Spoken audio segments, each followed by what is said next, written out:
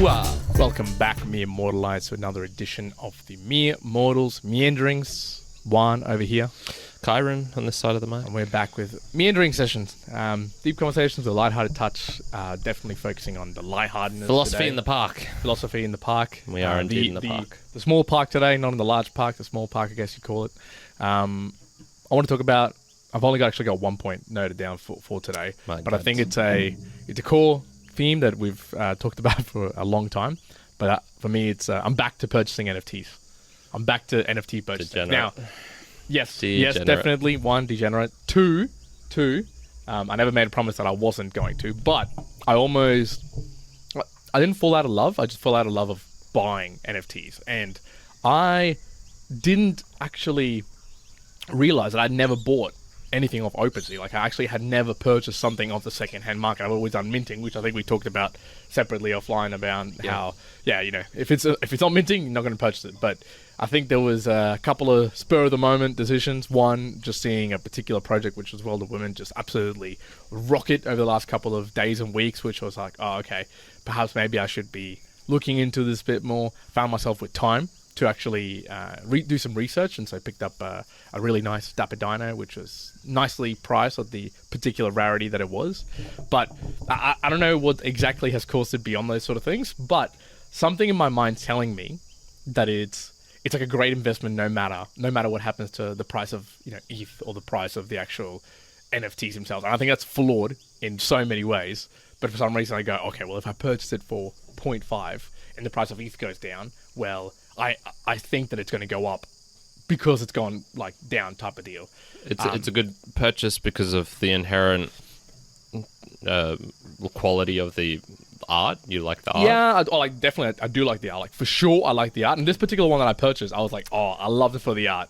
Some coming out, people. Yeah, just wait. It was actually really himself. good. I think that the art that particularly Dapper Dinos has is awesome. I do really like it. And I do like their functionalities coming out in Q1, Q2, Q3, Q4 of 2022 with the Dino Derby, with the fossil tokens, with bone tokens, with all this breeding that they're coming through. I think, okay, that seems pretty good, at least from like a long-term perspective of functionality. So I feel like, yep, that's cool. So a big shout out to that Dapper Dino fam group. But I don't know. I don't know if this is my next excursion into NFTs and purchasing a few more. We'll have to wait and see. But yeah, I'm back to NFT searching and researching and buying. That's my little meander here. Have you purchased any recently?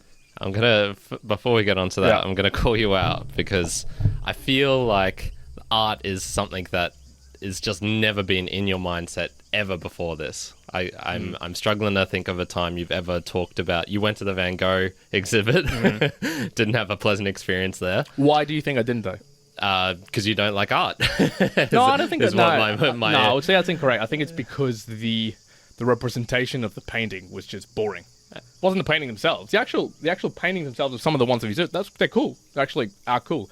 But I wasn't a fan of PowerPoint screens displayed. Like, there wasn't actually a painting. It was PowerPoint screens.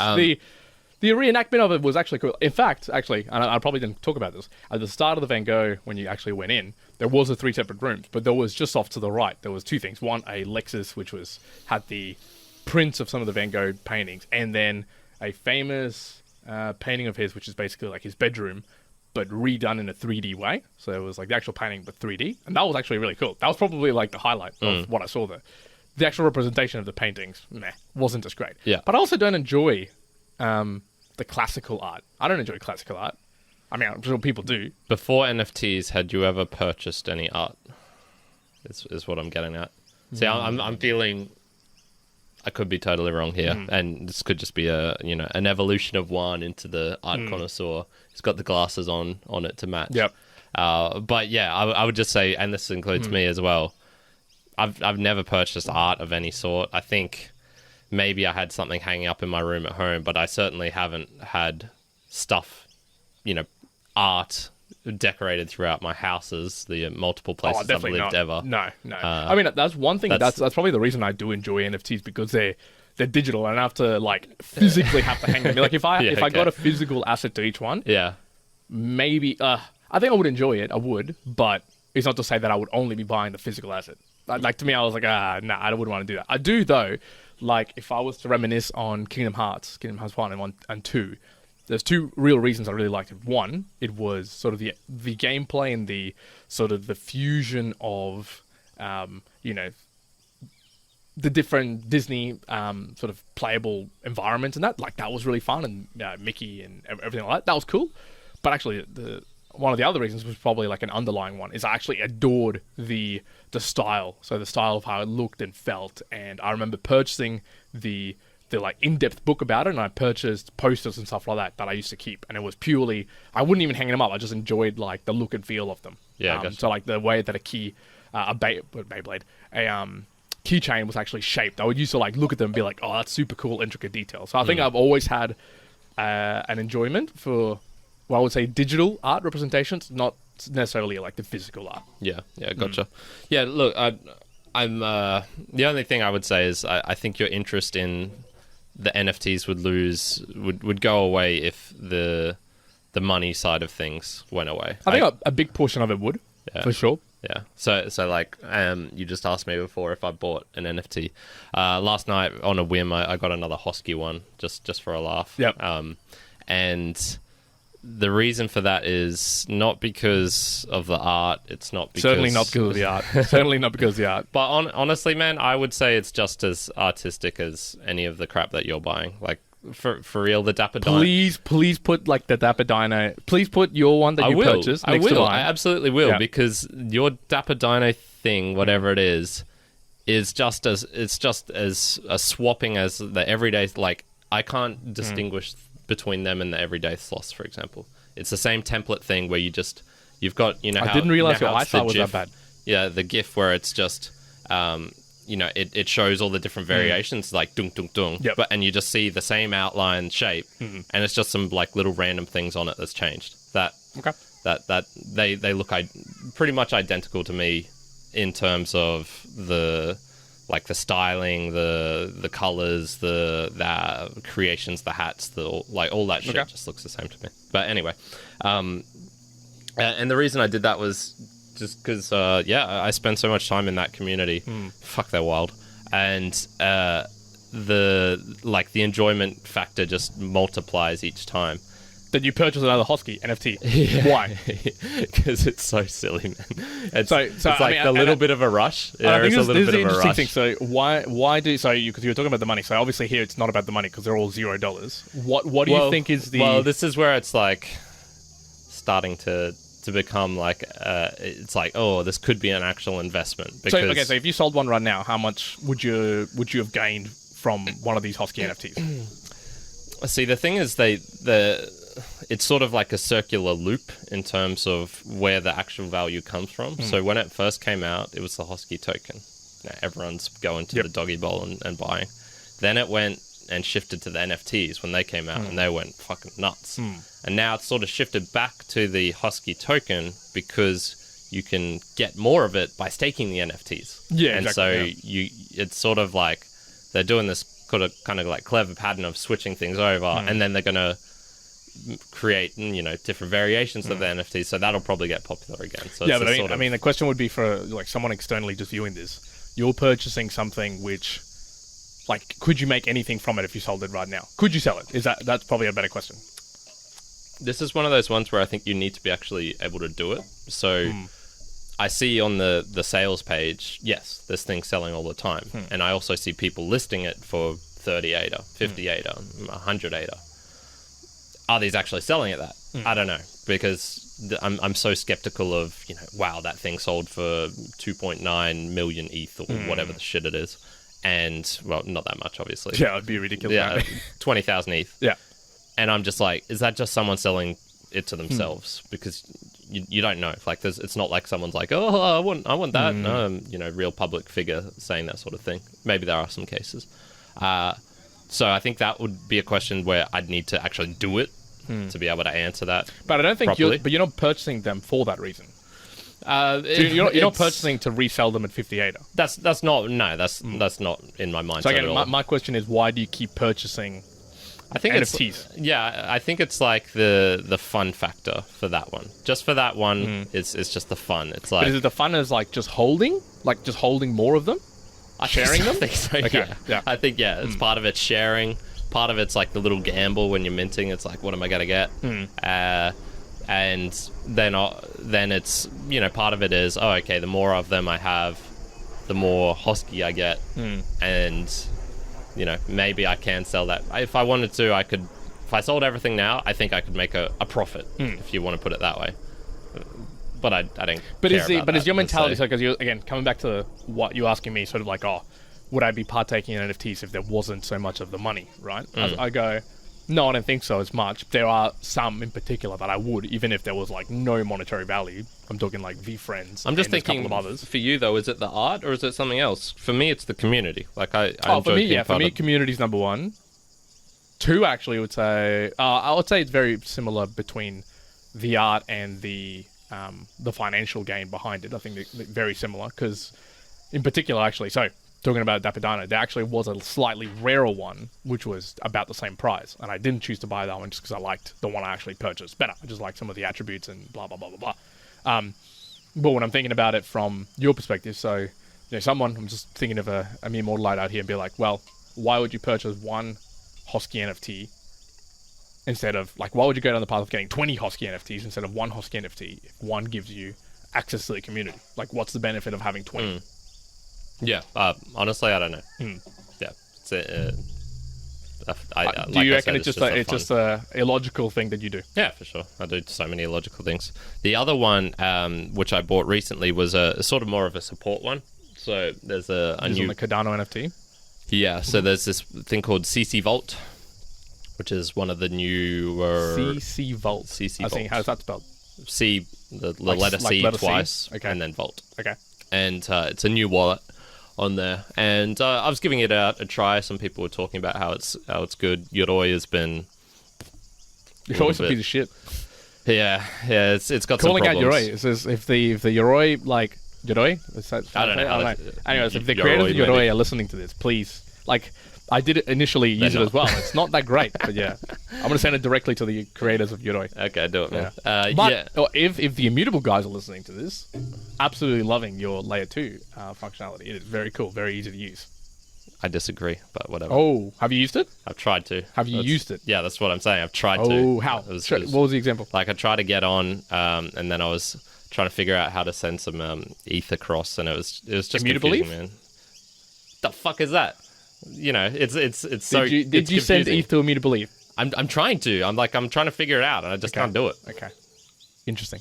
It depends what platform I guess you're using. If you're using things like Token Trevor now, I think it makes it really, really easy. Perhaps off the actual immutable page itself might be difficult. I have not tried that at all. Anyway, to support them, I bought one of their NFTs as well. So that was like a support one. So it's just sitting there. And I'm going to put this out to mere mortals out there who enjoy NFTs or the NFT branch in general. Maybe it'll be a little bit of a, I don't know, unwelcomed question. Perhaps people will challenge it. Is an NFT truly an NFT if it's not on the Ethereum blockchain? Is a Cardano NFT really an NFT? they distinguish it by saying CNFT, but Like, is a Cardano NFT, like, you know, truly an NFT like how everyone thinks about it? I Or would've is it, said or is it yes. like lower? I've never heard this before, but is that even a question up for debate? I'm sure there would be, for sure. Yeah. Just like there's maximalists with Bitcoin. I'm sure there would be maximalists with NFTs and being like, nah, if you're in another chain. What I'm saying is, I think it's stupid. Well, wasn't the first NFT actually created on Bitcoin? So, by that Was it? rights, I'm pretty sure it was, yeah. Are you sure? I know there was one created on Bitcoin very early on. So, yeah, I could be wrong, but, you know, this is talking back in sort of like pre-2015, I think. But there was one created on Bitcoin at that stage. Yeah, okay. So, potentially would have been the first, but, yeah, don't give me a 100% on that. Actually, while we're talking about Hosky before as well, how much time have you spent trying to do meme generation? Actually creating memes? In like my entire life? Why not? I'd probably say 3 hours. 3 hours. Yeah, 3 hours. Okay. It's incredibly hard, man. I thought, so I was just chatting with one of the dudes on there, and he said something about someone who bought, you know, like 430 plus NFTs of the Hosky thing. Yep. And what came up in my mind was that meme where it's a father sitting with his two children. It'll be up on the screen, and basically the meme template is the kid at the bottom is like playing with his toy, and in his speech bubble it says "fucking legend." And so I was just like, that was what came to my mind. I was like, I'm gonna make a meme out of this. From initial idea to execution of it, probably took me half an hour, man. It was incredibly hard. And I have all the tools. Like, I've got Photoshop, I've got all the things. Getting the template off the internet was pretty quick, putting it down, but then just getting, I think in total it was maybe 30 words that I had to put in 3 speech bubbles. It took me so long to refine it, and even when it came out at the end, I was like, this is a substandard meme. You're talking, it took you half an hour, but more of the case of just getting the right wording and that. Yeah. Gotcha. Yeah. Creating and like trying to be pithy, but also so that someone who has no context of the conversation that I just had could understand it as well. And I created it, and at the end, I sort of created it, posted it, and then stepped back and was just like, meh. Man, that's meh. Exactly, meh. And I was chatting with this dude, Phil, from the Cyber Phil from the Wolf Pool, and he was asking me about like, so have you been doing much training? And because we were talking about memes, I was like, meme training? He's like, yeah. And he was saying, oh yeah, like it's an art for him. It's an actual thing that he works on to get better at his skills at it. And funnily enough, he got employment through it because one of these pools employed him as a marketer because his memes, because he creates good memes. I was just going like, man, maybe I should work on my memes. Maybe I should put in some hard hours of training. What would that entail, do you reckon? I think that would entail every single time that I have an idea, like I did then. Normally I just think, oh yeah, that'd be a funny meme if someone did it. Am I going to do it? No. Maybe I should just do it. Every time I think, oh, that, like, link up a meme to something that just happened in my real life. And just do it. And then I should create it. Maybe I should do that. I think so. I think it'd have to be a combination of just, like, putting in as many memes as possible and creating them, because, maybe it'll be the 1 out of the 100 that nails it, and then you kind of go, oh, okay, what did I do here differently? But I think you also have to consume, like, a lot of memes. Yeah. Like, if you're consuming a lot of memes as well, I feel like that's, like, side training. Yeah, that's also true. Then you run the risk, though, of the comedian's dilemma, which is you're going to sort of inadvertently steal jokes, perhaps, and you have to be careful of that. I think, like, if you see a meme, you forget it, and then someone says something, you remember that meme, but you don't remember that you've seen it, and you're like, oh, there's a really great original idea. Yeah.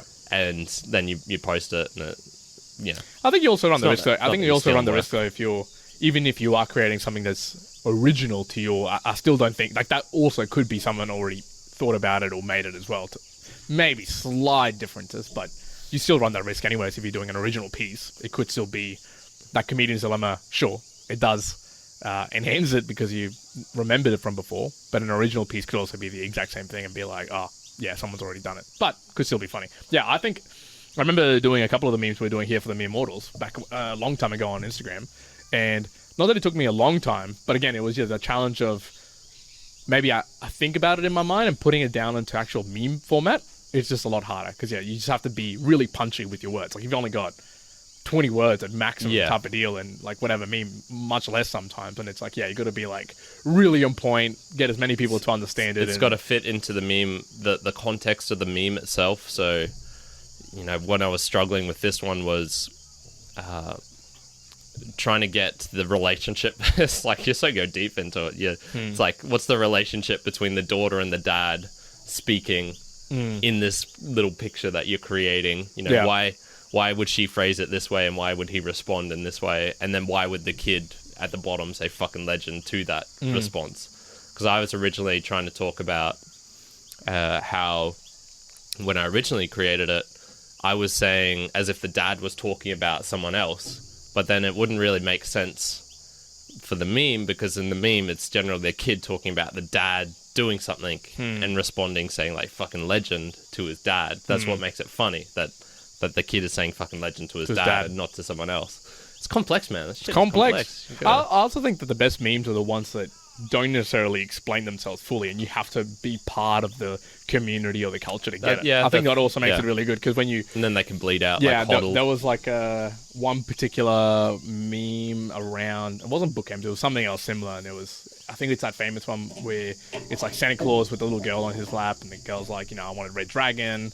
The Red Dragon's like, oh, the Santa Claus is like, oh, that's a bit hard, and then she asks something along the lines of, oh, well, can I please get a magenta diner with a robo head or something like that, and then Santa Claus is like, all right, what color dinosaur what color dragon would you like then? Type of thing. Yeah, So okay, yeah. if you know or part of the community or the culture, or you know that it's like a super rare thing or whatnot, then it's like, oh yeah, that's funny. That kind of makes sense, and it doesn't make sense unless you're part of it. But I think that makes it funnier, Yeah, or it makes it better, yeah, I for guess, sure. as a meme factor. Yeah, this it's not going to sound like it ties in, but a question I have for you is, how much do you subscribe to the? I want to say it's not subscribe; it's like prescribe, maybe the great men of history theory. So this is I don't that. even know about it. So essentially, is history created by, let's just say, great men and great women? Is advances in science and whatnot? Would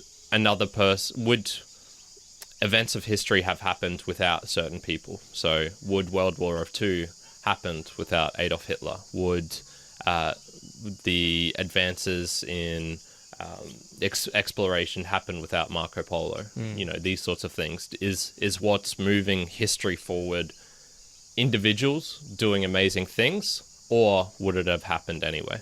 I think it would have happened anyways. I think even more. Just reading, obviously, Think Fast and Slow by Daniel Kahneman.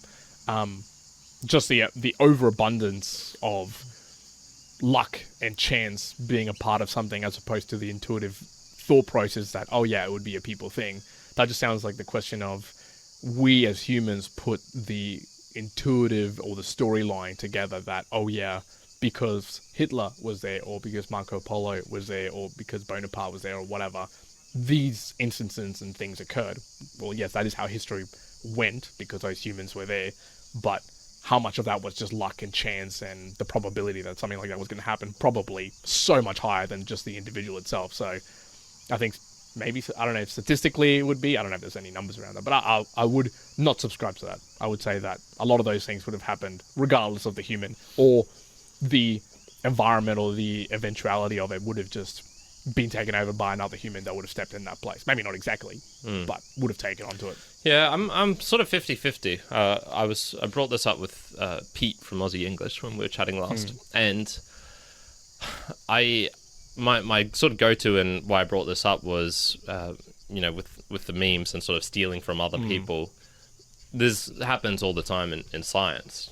If this dude didn't discover this other person on the other side of the world was inventing it almost exactly the same time, and it's sort of like a race as to who got there first. yeah, and there's all sorts of debates, and did this person steal this, or were they both just miraculously coming up with calculus at the same time, or whatnot, or Darwin and his theory of evolution. But then I think of things like the September 11 attacks, or the instigation for World War I with Franz Ferdinand and his assassination. And I just go, you know what? Those one individual acts by certain people certainly changed a lot of things for a lot of people. And would that have happened anyway? Would say they foiled the September 11 attacks? Would there have been another grand scale attack a year later, 2 years later? I'm not so sure about that. I'm sort of on the fence. So what leads you to think that, though? Is it your intuition of the storyline, or is it like, are you thinking of it from like pure stats probability of it? Because I think we as humans are looking at this as very much like the storyline, like you're saying there, of, oh yeah, that wouldn't have happened because it probably would have been stopped. Like if that didn't happen, then probably another major thing happened. But is that you telling the story of what happened, or is that like a probability thing? So I think if you look at the probability, it probably is fucking sky high, because it hasn't happened yet, and the fact that they are going to do something, probably a high probability likelihood that they are. Yeah, there's one where it's like stats looking forward. I'm not sure how you'd be able to calculate that, because the effect of them. So say they foiled it just right before it happened. You know, they got wind 2 days beforehand, or hey, these guys are planning on doing something. I think specifically they knew about it in June, July, or they got alerted to it in June, July. And let's just say they actually acted upon it. You know, maybe a crucial piece of evidence came up 2 days beforehand, and they're like, "Oh, stop this!" And that escalated it to, we need to properly stop this. You know, would that close call have been enough to prompt the subsequent, you know, more pressure on the TSA and whatnot? Obviously, they wouldn't have had all the leeway that the public sort of granted them with the Patriot Act and whatnot. Yeah, I'm not sure. I think, I'm probably looking at it more from the narrative, the history, the story side of things. Yeah, and I mean, and that's one thing. The major thing I'm taking away from the book at the moment that I'm reading, for like with Thinking Fast and Slow, and the whole just how strong our intuition, or the fact that we want things to make sense from a storyline perspective, that just goes over and above what actually is a normality, the statistics. Like, I think one of the examples Daniel was talking about was just counselors, and like, you know, if you give like 101 patients and all these counselors got given all these details about, you know, how would they act and what was going to be suggest is going to be better than them, and then in this particular example or scenario, you know, they just gave an equation, basically like 3 different statistics, and that was able to tell just as good as any clinician where they would actually end up in 6 months. So sure, you might think of it like, oh yeah, well, I know I've got like this deep knowledge, or I know a lot about it, but then ultimately it's just as accurate as just getting like a random prediction of, you know, just the statistics and what it would actually end up as. But I think it's the power still, like, even some of those stories are even thinking of this, it's like, but it feels like the story is the stronger one, because you can make a story out of it. You can say like, well, if that didn't happen, then this would have happened, and probably like that wouldn't have happened again. Sure, that fits that storyline, but just as likely you could come up with multiple storylines of what else could have happened. Yeah, I suppose, for good or bad. I suppose my only argument against that would be, you know, I'm thinking more of black swan events. So how many nuclear disasters can you think of? I can think of 3. The Chernobyl, Fukushima, and was it 3 Mile Island or 8 Mile Island, however that's called. And that's spread across, what, 60 years, maybe 50, 60 years. And there's been 3, and that's completely altered the debate on like nuclear energy and whatnot. You know, but how many of the other potential, you know, nuclear issues that just by sheer luck didn't happen, that didn't influence the conversation? Yeah, that's also true. Like, you could also just say like, okay, yeah, there was 3 that affected. Also, the storyline could be there was been 27 that didn't happen, that didn't affect it. And it's like, well, okay, what if those 27 had affected? Like, okay, shit, then we'd be in a real different dilemma. I guess so, but, you know, imagine Fukushima never happened. So that's just one. How different would the world be using nuclear energy now, for example? Yeah. That's sort of would be my one caveat to the stats one, which is the black swan events, that they're sort of by default uncalculable in a way. I guess you can sort of do it if you're like Nicholas Taleb level genius of figuring out some. I'm sure it could shit be. Like that, I'm sure it can be like statistically pulled together. But even if it could, I think it's more I'm saying is, as humans, your storyline or your storytelling will always feel more powerful to you than whatever bloody statistics come through. Like, if you say that this kid has started reading when they were 3 years old and they're a freaking genius by the time 6 years old, the storyline of it saying like, oh yeah, they're going to get really good grades at university is a really strong storyline, right? Like, that as a human, you'd be like, I could see that correlation, I could see that happening. But perhaps by statistics, you know, I don't know what exactly they are, but maybe the statistics actually says like, oh no, there's a regression to the mean, one, or it could have just been an offsetting, or it doesn't have that correlation. But the storyline of us saying that, oh, they were smart when they were younger, that must mean they're going to be smart at this particular thing. That's a way stronger correlation to the human mind than it is just the pure statistics for it. So how many other places we do that would be like everywhere. I would just say, back to that specific of, you know, your original question, is it individual great men and women that made the history? I don't think that it necessarily does, but it does because that is the history that we've lived. You know, it's like to say, I think if I was to future look at it, and it's like, oh, is there a human on Earth now that is going to be as part of those history books. Like, it could be, Elon Musk in 30 years, that gets written down about, like, oh, that's the first, people on Mars, and it was because of him and whatnot.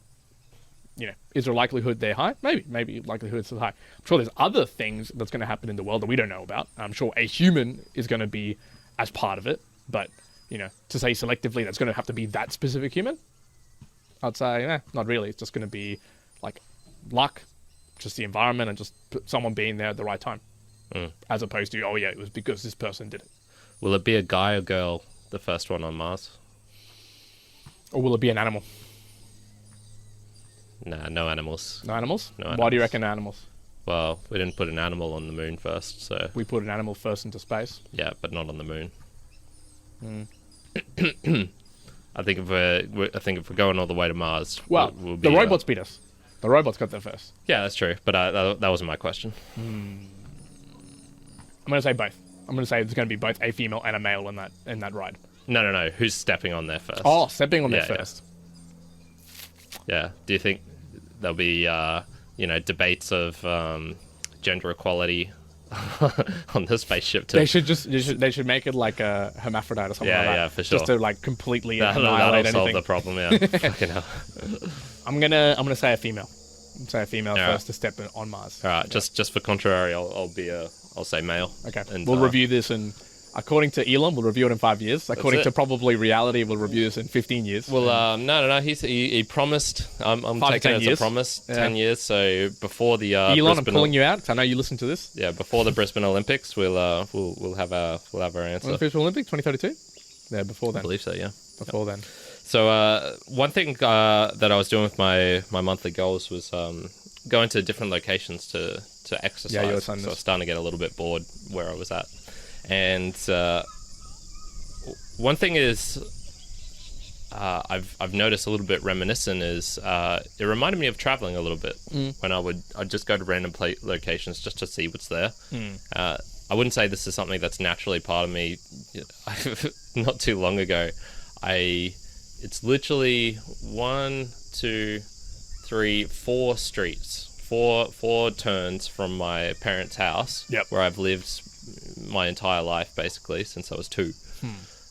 I went down a new street I'd never been down before, and it's just four turns. It's I would say 2 good golf hits from my parents' house, and I just went, man, I've never been down here before. I have no idea what this area looks like. I've lived here my whole life and I've never been down this street location. It's kind of weird just walking around being like, how does this exist, man? There's changing the whole the mapping of that area just suddenly expanded, and I just went, whoa, this is weird. Well, I wonder how many people actually genuinely end up exploring like every little space around there where they live. Yeah. So I think for me it was within a probably like 400-meter radius of my house location. It's just a weird place I've never needed to go down. Yep. And it was sort of reminiscent of when I was traveling, going to these new locations to work out, particularly of Rosario, which is a city in Argentina. And I remember getting the map because they'll have maps in the hostels and whatnot of just surrounding area. Yeah, the general streets, probably a kilometer by kilometer city center, and I would just draw every street that I'd walk down, and I'd try and get every single cross all space, of them off in the time I was there. And this was when I was just walking, listening to Spanish for hours a day. So I'd go for a walk for a workout. I'm going to go to that park. It's 3.5 kilometers away. I'm just going to walk there. And so I'd walk there, go along all these streets, and then come back a different way. And then in the evening, I'd be going out getting food, just trying to cross it off. And it reminded me of that, man. Reminded me of just going out, just had my bag on, and I just went, I'm just going to walk this way for a while, just see what's up there. And then I was underneath the, used to be called the Gateway Motorway Bridge, so Leo Hilshire Bridges. I think that's what they are. The main ones that connect Brisbane to the airport, or the south side to the north side. And it just made me go like, man, this is really fun. I want to try and do this a little bit more. And it also made me think, man, I wish I was a better photographer because I suck. Took this photo, I was thinking, yeah, this is really cool. It's a nice location. And it was just average, man. It was just average. And it made me think, you know what? I'm going to add another requirement to my ideal dream girl. So not only does she have to be, what did I write down here? Kind, multilingual, who got into crypto pre-2014, she also now has to be a photographer. There so I you think go. that would be cool. That's going to be the next one. To have someone who's like, oh, you're doing a handstand here? I'm going to take a photo of that. Just to be able to reminisce on all these new locations and whatnot. Yeah. Ladies, applications are open to all three of you. At meremortalsinfo@gmail.com. Jeez. I had a similar experience. Yesterday I went for a massive walk, actually, similarly as well. I finished off a workout in the morning, went to go get a coffee, and around that area I messaged a mate to see if he was home, and it was actually Sunshine Coast. So I was like, okay, cool, I'll just kind of hang around this area. And I was like, it was in Tenerife. And I went, oh, I don't know if I've truly actually explored this little area, just because I kind of know about it. And I walked all the way down basically along the riverside and then came back a different way as well through some different streets. And yeah, just walking through and going, man, there was a lot of streets here that I just never knew about. And I found a house that's along the river, which I think it's 3 stories, and it had on the outside area of it like all of these fake, obviously, a giraffe, a gorilla, a bear, 2 hippos, and a panda. Life size sort of stuff. Cool. Yeah, well, the giraffe wasn't life size, but, large, 3 meter tall type of thing. Yeah, gotcha. I was like, that's really cool. I was going to take a picture of it. I went, it's fine. I know exactly where it is if I ever need to come back and see it. But then I went through on the front side of it to see what the house was like. And yeah, it was just all these little things where I was like, oh yeah, I'd forgotten. I just never gone around this area, or maybe I had once driven past it, but never really absorbed it. And so there's a couple of things I went, oh yeah, this is pretty cool. Just the being in the moment style of thing was nice. Especially with walking out, I do enjoy walking different areas where I've never been to before, and just I normally listen to a podcast while I'm doing it, so I'll be focusing mostly on the podcast, but it's good to almost slow the walk and just sort of walk through and be like, oh, that's cool, that's different, just sort of notice all the specific intricacies of this little area that you might not have explored before. Yeah, I think I'd need to, whilst I was doing that walking, I just went, I probably should have downloaded or have some earphones with me to be able to listen to some German stuff whilst doing this, because I think that's a core ingredient of my travel experiences and recreating that.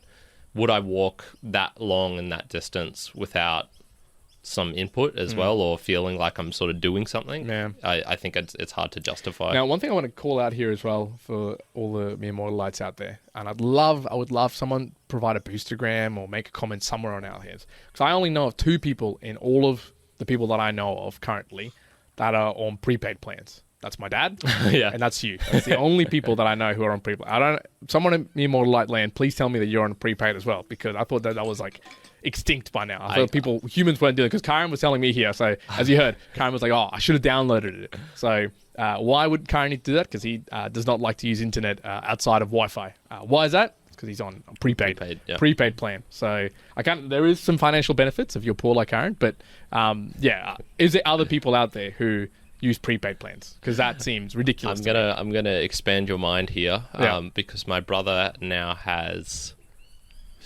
2 or 3 additional phones, all prepaid, which are prepaid. That makes sense though, because gambling. that makes sense though, because they're not that in particular. He doesn't need them to be in a plane. That's specific for a cause. I get that. I do get that. Although that's multiplied the people I know by many. Yeah. What's your dad's reason?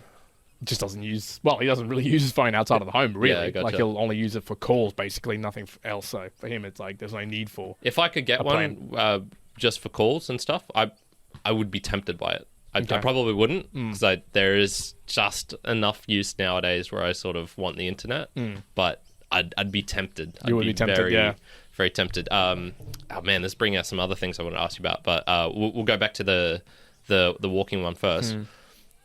Do you find that same fascination with walking in nature though, going hikes? Because I've never particularly. I can't think of a single time I've walked through a forest or something just to see the forest. But I've done that all the times in cities and suburbia and random locations. Yeah, I think I'd probably I'd be more inclined to do it with city and cityscapes than hike in particular. Yeah, I don't get as much of a fascination of looking at the trees as I'm walking through. Yeah. But I do enjoy going for a hike to a particular peak or something new that I haven't done. If it's one that I've already done, probably less so. If it's a completely new one, yeah, there might be a particular fascination to do it. So I'll give you an example. This is not really cityscape, but have you done the walk from Bondi to Bronte or Bondi to...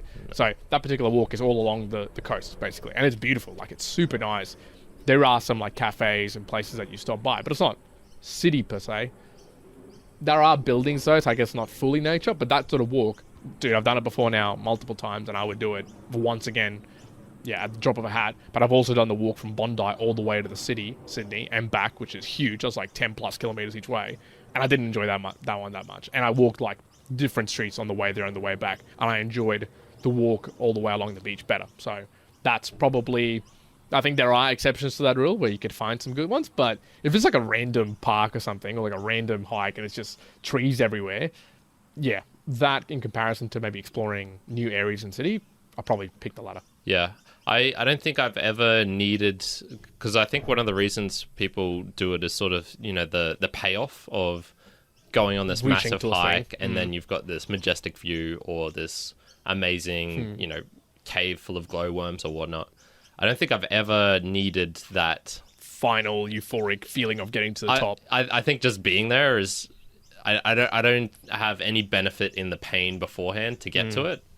The times where I've just been able to travel to somewhere really cool by the most efficient means possible has always just been a really pleasant experience for me. I don't think I've ever needed that additional effort to make the reward better at the end. I think I've just been like, I'll just eat the candy at the end. That's good enough for me. Yeah, I think there's instances where it can make it better, but it doesn't have to be all the instances as well. Yeah, like just because the journey has to be a struggle to get to the waterfall, well, if you could just go straight to the waterfall and it makes it easy, like fine. Like I know that there's some cool waterfalls that I used to go to ages ago that the hike would be 4 or 5 kilometers, and I can tell you the hike wasn't that great. So sure, getting to the waterfalls was fun and then everything that's around it, but if we could just go directly there, that for me, I would prefer that than having to go on the hike. But there are other places where I know that there's a hike or a loop, basically. You don't actually reach anywhere, but the actual loop itself is great fun. So I prefer that than the walk that would have been to the nice place. Yeah, I think for me it's because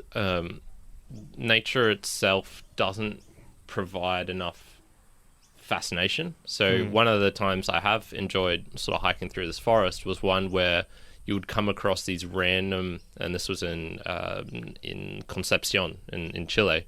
And it was sort of a dirt track, like a well-worn dirt track, which was wide enough for vehicles, but no one actually drove up it. And you could sort of go on this, and you'd come across these random things, like there was this random clearing with, you know, these huge trees just going up, sort of out of sight, and this clearing where they just had these blocks where it looked like someone had built a mini amphitheater for plays or for demonstrations or stages or whatnot. And you'd come across these random bits of human intervention, and I was just thinking, man, that looks really cool. That's something unique, I guess. And then sort of going through, and it's like, what am I going to find next? Whereas when I go through nature, I don't find those a tree or anything spectacular. I don't find a section of shrubbery or bush. It's like beautiful. Yeah, well, there's an area called, I think it's Kawatha. I think it's called Kawatha. Forest just near here. Well, near. It's like 20 minutes away, 30 minutes away. And I can tell you from personal experience, I've walked that, I did like 15 or 16 kilometers in that with like a weighted pack plus 20 kilos plus listening to music and podcasts and whatnot. But in that entire walk, and I walked around the whole thing, and there was cliffs, and there was, you know, softer areas, and there was areas up on a hill and areas in the bush, and the whole time there wasn't anything that really called out to me and be like, whoa, this is great. It's just like, it was just a walk in the bush, basically. But I've similarly walked around a bush. Yeah, but similarly, I've walked around like the redwoods and stuff like that in California. Like, that's freaking awesome. Yeah, like, that's really cool. Yeah, so that would be different. There's like there's differences in, I guess, what you also call nature, because some of the Australian bush can be like, oh god, meh, whatever, right? Like, it is just trees, it's bush, it's just like nothing, right? Anyone who can do the drive from Brisbane to Mackay and tell me that is a fun drive, that you see interesting things along the way, is a strange person. Well, indeed. but in a similar way, like if you drive between San Francisco to Las Vegas, right? The first initial bit of the drive, you essentially go past all these hills with massive windmills, right? And that's probably as much as you see. And then you're literally just looking at the desert for 3 hours while you're driving, and there's not much else. It's actually like you think of it, it's like, oh, that would be pretty cool, but after a while, it's just like it's the same thing. It's just nothing new. So yeah, but same thing. The drive between Puebla and Ciudad de Mexico, like Mexico City, is just filled with these rolling hills full of cacti everywhere, and that is a fantastic view. I'm not sure. It's got a name for it. It's like the Sierra or something, but that one is... That's cool. I'm plastered to the window just looking out going, whoa, that's a lot of cactus. Cool. Yeah. I mean, Sienna cactus is pretty cool. Yeah. One other I wanted to bring up was I had a 8 out of 10 workout yesterday. Oh, yeah, you did say me, this, which was pretty good. And I was just thinking afterwards, man, I got so much more done in this one workout than I have done in the previous week, really. If I could offer you 3 8.5 out of 10s, we'll give it. We'll say it's a 7.5, 8, and 8.5 out of 10. Yep. For you, and you sort of know my rough scale of what that means. That means pretty good getting into PBs every single session, roughly. Yep. But you can only do 3 workouts a week, but they're guaranteed to be a 7.5, 8, like and rocking 8.5 sessions, yep. out of 10. Would you take that Over what? over what you're currently doing? Gotcha. No, I would not.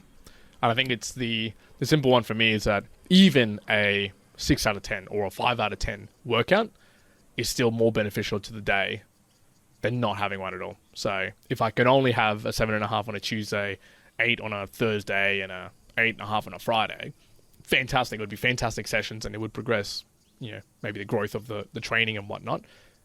But the other days would suffer from not having the workout, even if it was a 6 out of 10. So I would prefer to have 5 6 out of 10 sessions than have 3, which are like pretty rocky, just because of the other days would be good to have them as well, even if they weren't that great. Yeah. See, I wouldn't take that one. I wouldn't take 5 or 6.5 out of 10 versus 3. If that was the deal, I would probably go with the 3. The 3. But at the moment, I would say with what I want to accomplish, I just need the volume. I just need the volume of time, and so that's where I would go. I probably, even though my average is definitely going to be lower, just those extra couple of days of working out would get me to my goals. Like if you offered me that in 5 years, I think it would change. That would be a very, very tempting. Yeah, I think in 5 years' time, maybe my mentality will change because maybe I've accomplished all the goals that I wanted, in particular to like fitness, and I just want to just scale it back. There'll be lots of Juanitos running around. Yeah, Juanitos running around. They need some attention. There'll be, it'd be things like I just don't want to train as much, so maybe 3 times a week is all I want. Then I'll be like, oh yeah, I want each single one of them to do it. But I think at the moment now, it's then the offer would be 1.5 sessions of. Exactly. Then it would go half. Yeah, I think. Something obviously it's my current mindset, so it might change. But the current one says I would prefer more workouts at a lower, satisfactory sort of level than fewer but really good sessions when it comes to training in particular at the moment. Yeah. But I don't know if that's because more of like same thing.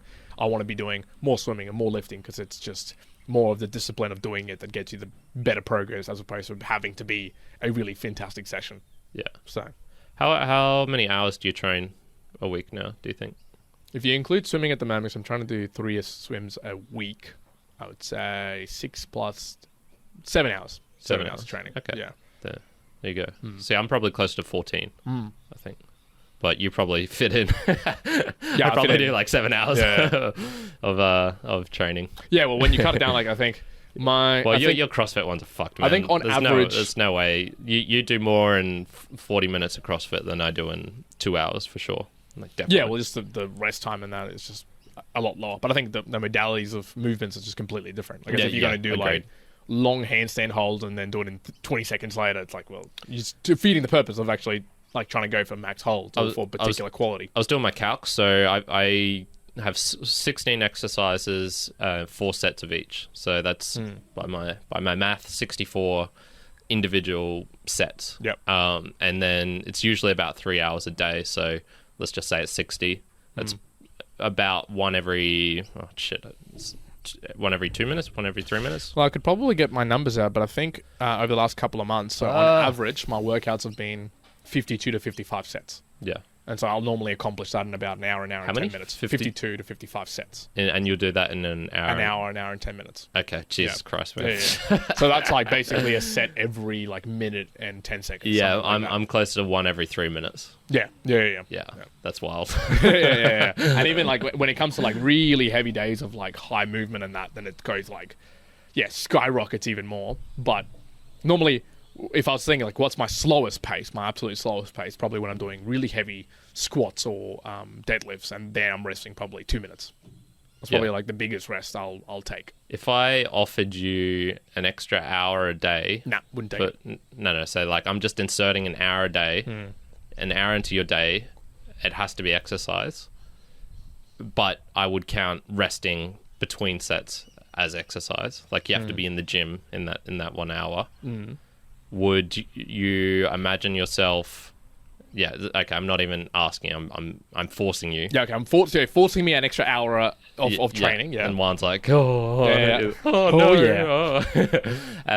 Would you be taking longer rest times, or would you just be going balls to the wall? Just be doing more walls to the wall. Because like I'll tell you a comparison. Like when I go to the gym, he's a freak. People on a normal day. Like say if I'm just going to do my own workout, it'll be roughly about that pace. Yeah, and I'll do that for 50 minutes. So like say, I'll give you an example of like a legs day at the moment. I'll go in and do 12 sets of squatting, then which preceded by that it'd be like 5 sets of like a barbell hamstring movement, 12 sets of squats, then more sets on hamstrings, sets some stiff legs. So that all of that will total up to about, and pistol squats and maybe some pull-ups, something like that.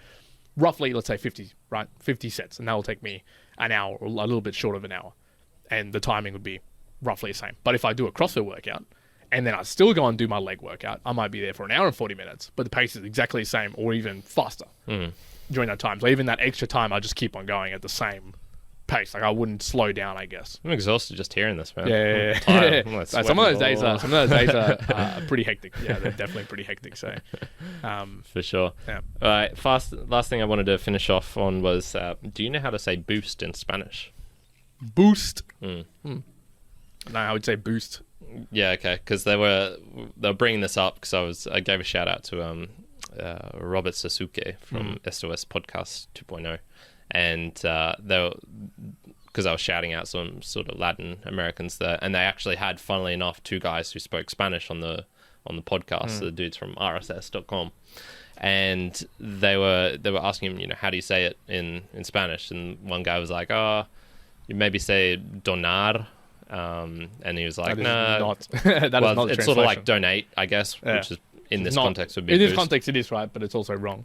That's not boost. And then they were like, "Oh, okay. What about the boost of a booster rocket or something like that?" And then they were saying, "Oh, cohete," which once again doesn't really get it. Robert Sasuke jumped in and he said it would be impulso. What do you think about that, impulso? Probably closer than the other two, impulso, which is more push, or the movement of push. But and so then they were saying like, all right, because still sounds like shit if you say it in Spanish, like, oh, deme un impulso. Yeah, deme un impulso. Yeah. And so they were saying, oh, maybe we should get some ISOs, which are those little clips that they create and put in their shows. So I was like, oh, okay, I could maybe create some. I would even say like just pulse would be a better like alternative, like pulso. Yeah, rather than impulso. My sort of favorite would just be to go booster, and then you get like the arra, that booster booster. I think it'd be actually that's one thing. How would you say booster? Give me a nice roll. Booster. I think it reminds me of watching Narcos at the moment, and sometimes I'll read a text comparison to what they're saying, and it is like.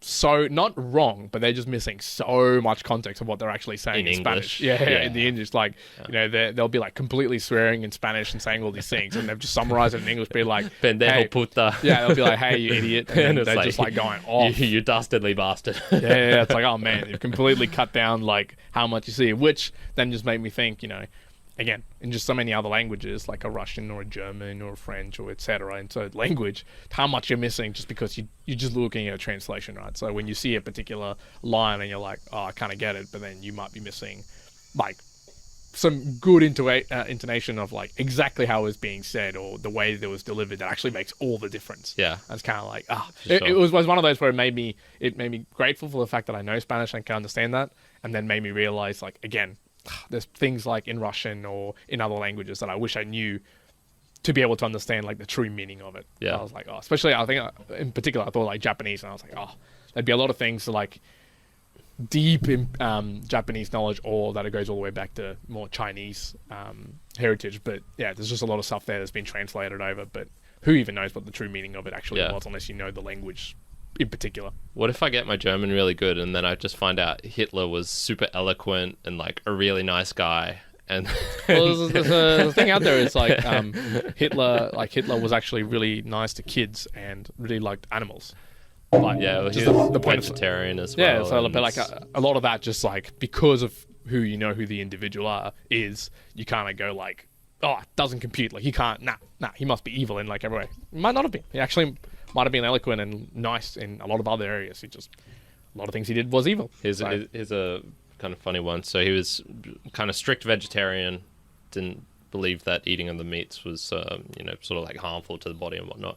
But he was getting really sick, and so his doctor was injecting him, and I got this from the book Blitzed by, I think it's Norman Ohler. And his doctor was injecting him with pretty much just fat and steroids and all this like random shit that has just been taken from animals, just shoving it into him, and then of the meth as well towards the end stage. I was like, man, this motherfucker, how does he justify that? I'm strict vegetarian, I'm not eating injected fats. But then, it was like literally just getting random substances from animals injected into his body. Hypocrite. Just for that alone, he was just for that alone, evil. Damn. All right. Anything else? No, I think we'll call it there, man. Good. All right. Immortalites, thank you very much for joining us again for a meandering session. Make sure, as we said, you wanna impulsar roquetas. Impulso. Boost. If you want to leave us a boost, if you are podcast 2.0 enabled, if you are in the Valley for value space, please make sure you do. Send us a little message. We do see your streams. We do see your boosts, which are always appreciated. Make sure you leave some comments as well on the other platforms if you're still on those antiquated platforms. But hashtag Spotify sucks. Exactly. But specifically with Meanderings, you will see a lot of real great chapter art and the like if you are using different platforms. So go over there if you want to get that experience. That was the other reason I was wanting to improve my memes. It, actually does improve the show a little bit. So I was like, oh yeah, you know what? I'll spend some more time on it. Exactly. All right, Immortalites, that's it for now. One out. Current out. See ya.